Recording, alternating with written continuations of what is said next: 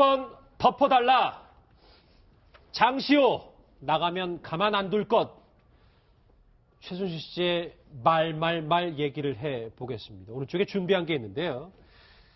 하나하나 좀 짚어봐야 될 얘기가 좀 많습니다. 이 최순실 일당의 아나 부인 말 먼저 그네도 모르느냐. 이 얘기를 좀 먼저 해야 될 것 같은데 지금 우리가 몰랐던 최순실 씨의 발언들이 하나하나 지금 오늘 꺼내지고 있어요, 박 변호사님. 네. 이게 무슨 얘기입니까? 공소장에 이제 기재된 내용입니다. 최순실이 삼성의 이제 박승호 그 전무한테 했던 말입니다. 합병을 하는데 물산하고 제일모직, 삼성물산하고 제일모직 합병 부분은 다 알고 있는데 삼성을 내가 합치도록 그렇게 도와줬는데 은혜를 모른다면서 그 이유가 뭐냐면 살시도라는 말이 있습니다. 그 말을 내가 사달라 그랬지 왜 빌려주는 걸 했느냐. 이 명의 자체를 삼성으로 하다 보니까 빌린 격이 되다 보니까 나중에 이제 이렇게 펄펄 뛰었다라는 게 공소장에 기재된 걸로 보입니다. 예. 결국 이제 최순실에게 이거를 진술했던가 아니면 다른 사람의 진술을 통해서 지금 공소장에 기재된 것으로 생각이 됩니다. 예, 이 의원님 공소장에 의하면 그렇다면 합병이 사실 삼성의 경영권과 직결돼 있는 문제였는데 이 경영권 승계 작업에 최순실 씨가 영향을 미쳤다 뭐 이렇게 봐야 되는 부분일까요? 일단 뭐 특검은 그렇게 보고 있는 것 같아요. 삼성물산과 제일모직이 사실 이제 합병하는 과정 속에서 그러니까 국민연금이 상당히 이제 기여를 했지 않습니까? 이제 그런 어떤 전 과정들을 사실 최순실 씨가 이제 대통령을 통해서 또 여러 가지 이제 작용을 했다라는 것들이 이제 특검 수사 결과거든요. 이제 그런 측면에 봤을 때는 결국 이제 최순실 씨가 삼성을 위해서 해줬는데 문제는 이제 이 사건이 터지고 난 다음에 사실 이제 말이라는 게 보통 보면 말도 주민등록 같은 게 있습니다. 사실 예. 말 다 있기 때문에. 근데 거기에 보면 소유주가 누군지 돼 있어요. 근데 예를 들어 삼성에서 말을 사줬는데 그 소유주를 보니까 삼성으로 돼 있는 거죠. 예. 처음에 이야기할 때는 내 이름으로 준다 그랬는데 왜 삼성 이름 돼 있냐. 그래서 박원호 전무한테 그렇게 화를 냈다는 거 아니겠습니까? 근데 문제가 이제 사건이 터지고 나니까 그때 이제 비타나 V 10억짜리 말은 팔고 30억짜리 블라디미르 말을 사면서 나중에는 이게 혹시나 자기 거가 되면 이 삼성으로 받은 뇌물이 되지 않습니까? 그러다 보니까 다시 또 이거를 삼성 측에서 그냥 빌린 거를 임대해 준 걸로 해달라. 뭐 이렇게 해서 사건을 좀 수습하려고 했던 이제 그런 정황들이 좀 드러나고 있는 것인데 그게 이제 이번 공소장에 이제 기재가 됐다는 것이죠. 예. 30여 분이면 뭐 박영수 특검의 목소리로 여러 가지 얘기들 하겠지만 그 전에 저희가 공소장 언론에 공개된 일부 내용을 저희가 이렇게 아나보인 말로 한번 모아봤습니다. 두 번째 얘기가 저는 제일 개인적으로 흥미로워서요. 이거는 이제 최순실 씨가 삼성에 향해서 정조준한 말이고 이거는 대통령에게 한 말입니다. 입 맞춰 놨으니 사건 무마해달라, 덮어달라. 최순실 씨가 박근혜 대통령한테 한 얘기잖아요. 이게 새롭게 나온 얘기입니다. 예, 그렇습니다. 정말 놀랍습니다. 최순실하고 박근혜 대통령하고 도대체 무슨 관계이길래 최순실 씨가 저렇게 마치 지시를 하듯이 저렇게까지 부탁을 청탁을 할 수 있느냐 하는 데 대해서 깜짝 놀라는 거고요. 정말 연이어서 관련되어서 최순실 씨의 그 어떤 개인적 권력 농단이 정말 도를 지나쳐도 완전히 지나쳐서서 그 증인들이 얘기했던 정말 대통령급이구나, 사설 대통령이구나라는 그걸 다시 한번 확인할 수 있는 부분이고요. 또 한 가지 염려되는 부분은 바로 저런 부분이 대통령의 뇌물죄가 돼서 그것이 뭐 단순 뇌물죄든 삼자 뇌물죄든 뇌물죄로 범죄 구성이 돼서 대통령의 탄핵 파면대도 연결이 돼서 그것이 완전히 그 마무리가 돼야 되는데 이 단계로 정말 제 법률 상식으로는 과연 뇌물죄로 지금 특검이 잘 안 되기 때문에 이렇게 자꾸 공개하고 이렇게 하는 게 아닌가라는 제 개인적인 판단이 들면서 이게 만약에 연결이 안 됐을 경우에 대통령의 뇌물죄로 연결이 안 됐을 경우에 올 국민들 여론의 파장을 생각하면 상당히 또 염려도 됩니다. 그러니까 이런 여러 가지 내용들을 조금씩 공개하는 이유가 이 뇌물죄 연결이 쉽지 않으니까 특검이 그런다 이렇게 보시는 거죠. 저는 이제 그렇게 이제 변호사님 이게 저도 좀 공감하는 측면이 충분히 있습니다.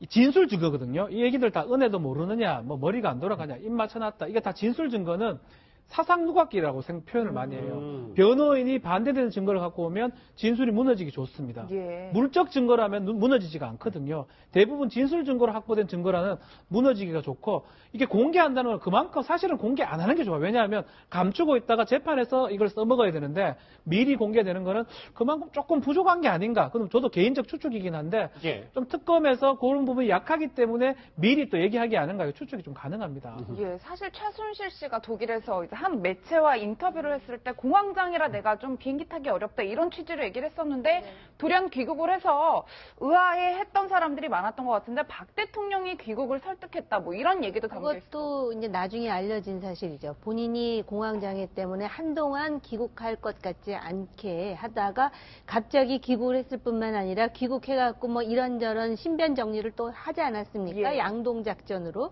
한쪽으로는 귀국을 하고 또 한쪽으로는 자기 그 10억 원의 그 대여 근거에 있던 돈을 뭐 찾아낸다든지 이렇게 하는데 그 당시에 박 대통령께서 귀국을 하는 게 좋겠다라는 이야기가 있었다는 사실이 또 밝혀졌습니다. 그러니까 사실 결과론적으로 보면 최순실은 그렇게 생각할 수도 있죠. 대통령이 귀국하라고 해서 했는데 귀국하자마자 어쨌든 본인이 이제 구속돼가지고 자기 자신은 굉장히 지금 어려운 상황에 직면해 있다고 생각을 할 거기 때문에 과연 박 대통령에 대해서 사감이 어떤 사감인지 저는 개인적으로 그게 궁금하기도 합니다. 근데 한 가지 정말 그 법률적인 문제는 문제지만 다시 한번 놀라는 게 아무리 최순실 씨가 대통령하고 막연한 사이고 하더라도 입을 맞춰놨다는 소리를 어떻게 할 수가 있느냐 이런 생각을 해요. 그러니까 이 얘기가 그 얘기 아니에요. 삼성하고 말을 이렇게 다 이게 빌린 것처럼 입을 다 맞춰놨으니까 대통령은 지시만 하시면 된다 이런 얘기 아닙니까? 대통령한테 독촉한 거잖아요. 아니, 그러니까 완전히 독촉하는 거 아닙니까? 아니, 정말 우리가 극단적으로 예를 들어서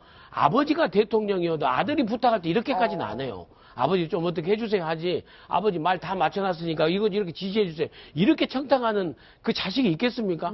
안 되겠죠, 그러면. 그러니까요. 그런 거 생각할 적에 또 이렇게 했더라도 대통령께서는 아버지 대통령이 그럴 거 아니에요. 야, 너가 아무리 내 자식이지만 내가 대통령인데 이렇게까지 하면 되겠냐라고 나무라지. 알았어. 하고 바로 전화한 대통령이 어디 있겠습니까? 이 장면을 한번 상정해 놓고 보면요. 정말 최순실 씨의 국정농단에 이건 도를 너무 지나쳤다.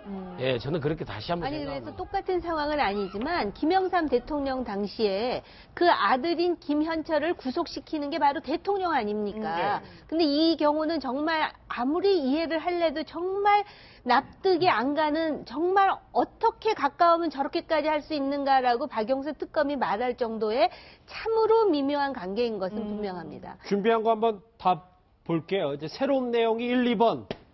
우리가 좀 애초에 처음 접했던 최순실의 아나무인 발언들을 보고 있는데 이번에는 안종범 전 수석의 발언을 볼게요. 근데 이 발언이 글쎄 안종범 전 수석도 최순실이랑 많이 이제 생활해서 그런지 말투가 최순실 씨 말투예요.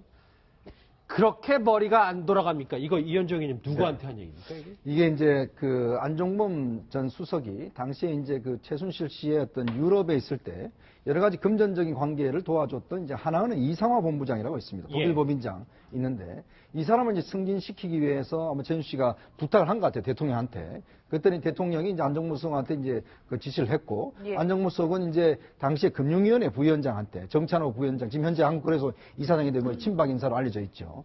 그래서 금융위원회를 통해서 했는데 문제는 그렇게 안 됐어요, 잘. 왜냐하면 이제 유럽 법인이 뭐 어쩌고저쩌고 하면서 잘 안 됐어요. 그러다 보니까 직접 이제 KB 하나은행 김정태 회장한테 부탁을 한 것이죠.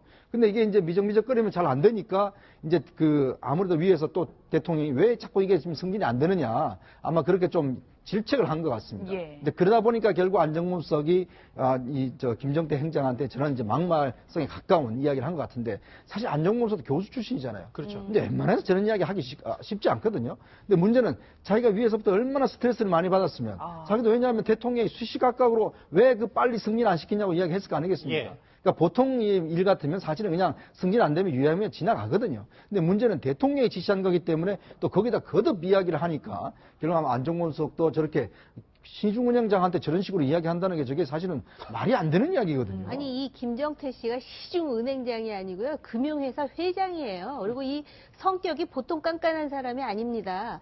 그런데 사실은 최순실의 딸인 정유라가 21살 때 예. 바로 그 이상화라고 그 하나은행의 독일 본부장이 3억인가 얼마를 대출해 준 거예요. 예. 그러니까 그거에 대한 보훈으로 유럽 총책을 맡게 해달라 그러는데 하필이면 하나은행의 그 유럽 총책이라는 본부가 없어진 거예요. 없어지다 보니까는 다른 글로벌 본부장을 해주라고 이렇게 압박을 넣는 건데 교수 출신인 안종범 씨가 그런 식으로 머리가 안 돌아가냐는 말을 했다라는 것도 그렇고 이 금융회사의 회장인 김정태 회장도 이런 말 들으면서 본인도 굉장한 자괴감을 느끼지 않았을까 이런 생각이 들면서 예. 도대체 최순실과 최순실의 딸이 뭐길래 경제수석이 그렇게까지 압박을 하고 결국은 그 본부장이라는 이상화라는 사람을 승진시키기에 이르렀는지 이거는 하나의 웃음거리 일화로 하기에는 너무나 씁쓸한 현실입니다. 이거 뒤에 대통령이 없으면 이렇게 할 수가 없는 것이죠. 그렇다면 민 원장님, 안종범 전 수석이 이렇게 뭐 막말까지 하면서 압력을 행사한 게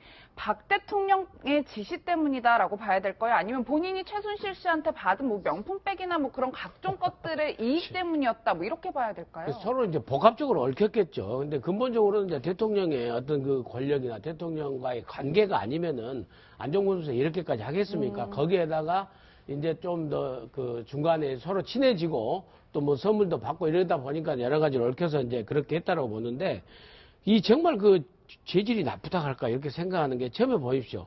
직접 은행에다가 그 은행이 민간 회사 아닙니까? 못하니까 민간 은행을 관리 감독하는 그 기관 위원회입니다. 사실 민간 금융위원회를 통해서 해가지고 안 되니까 재차 그 경제수석이 직접 그 회사의 회장한테 전화해서 이렇게 했다는데 정말 이 또한 납득이 안 가는 상황이고 분노가 또 분노 지수가 올라가는 장면이에요. 두 분 다 뭐 탁식 있고 똑똑하신 분들이 뭐 서로 머리 안 돌아간다 뭐 하고 그러면 어떡합니까? 오른쪽에 준비한 거 한번 보시겠습니다. 마지막인데요. 이 지금까지 봤던 새로운 내용 1, 2, 3은 예전 얘기였다면 이게 지금 움직이는 얘기입니다. 최순실 씨가 조카인 장시호, 뭐 장시호 크게 불렀겠죠. 일갈했겠습니다. 구치소 나가면 가만 안 둬라는 얘기를 했다는데 이거 박 변호사님 어떻게 봐요? 그렇죠. 지금 장시호 같은 경우는 우리 특검의 복덩이라는 어떤 별칭이 지금 있을 정도로 수사에 상당히 기여를 했고 수사가 한 2% 부족한 부분을 메꾸는 그런 역할을 했습니다. 그러니까 특검 입장에서 상당히 좋게 생각하고 있는 상황인데 반대로 말하면 최순실 입장에서는 가장 아픈 부분이 아닌가. 장시호가 저렇게 얘기를 하지 않았으면 본인 입장에서는 조금 피해 나갈 부분도 많았을 것 같은데 장시호의 어떤 태블릿 얘기라든지 차명폰 얘기, 금고 얘기 이런 게 결정타가 된 것으로 지금 보입니다. 근데 앞으로는 이제 중요한 부분이 장시호의 그 어떤 임무라고 표현이 맞는지 모르겠는데 지금부터라고 봐야 됩니다. 공소 유지할 때 장시호가 더 중요합니다. 지금은 특검이 힘이 있어가지고 특검한테 뭐 말했던 사람들도 공소 유지하면 변호사들하고 상대로 무죄를 다툴 걸로 보는데 이때 장시호가 어떤 증언을 해주고 이게 중요한데 그걸 좀 막기 위해서 아마 장시호한테 최순실이 가만 안 있겠다. 이런 얘기를 좀 겁을 준 게 아닌가 이렇게 보입니다. 근데 저런 협박성 발언해도 되는 거예요? 구치소 안에서? 글쎄요, 뭐 좀 막든지 해야 되는데 가만히 안 두겠다. 이게 만약에 뭐 해악의 고지가 되면 별도의 또 죄가 될 수가 있습니다. 협박죄든지 가능하긴 한데 뭐 이런 부분 아직 뭐 수사가 되는 부분은 아닌 것 같고요. 앞으로 이제 재판하는 과정이나 이럴 때 다시 또 지켜봐야 될 부분 같습니다. 예, 이 의원님 사실 네. 청문회에서 뭐 고영태 씨나 노승일이 중요한 역할을 했다면 특검에서는 이 장시호 씨가 굉장히 중요한 역할을 했는데 그렇죠. 본인이 수사가 끝나니까 이제 불안감을 호소하고 있고 뭐 이용당한 것 아니냐 이런 생각까지 하고 있다고 하는데 좀 별도의 약간 관리라고 해야 되나요? 뭐 보호가 좀 필요할 것 같기도 한데요. 그러니까 장시호 씨가 아무리 이제 좀 뭐 성격이 밝고 뭐 여러 가지 또 안에서도 잘 지냈다고 하지만 사실 뭐 어차피 가족 관계가 또 있고 또 가족 관계 속에 사실은 이제 어쩌면 자기 이모를 결정적으로 사실은 어떤 유죄 확정을 가지게 하는 증거들을 많이 제출했지 않습니까? 그렇죠. 근데 이렇게 하다 보면 사실은 굉장히 트라우마가 생깁니다. 왜냐하면 뭐 어떤 사람들이 구치소 가서 이렇게 있다 보면 정말 그 여러 가지 압박이라든지 심리적 압박 또 이런 것도 많이 생기고 특히 이제 앞으로 이제 법정에서 이제 공적 증언이 있거든요. 지금까지 같은 경우는 이제 재판이 지금 진행 중에 있습니다만은 재판 중에 한 증언이 제일 중요합니다. 사실은.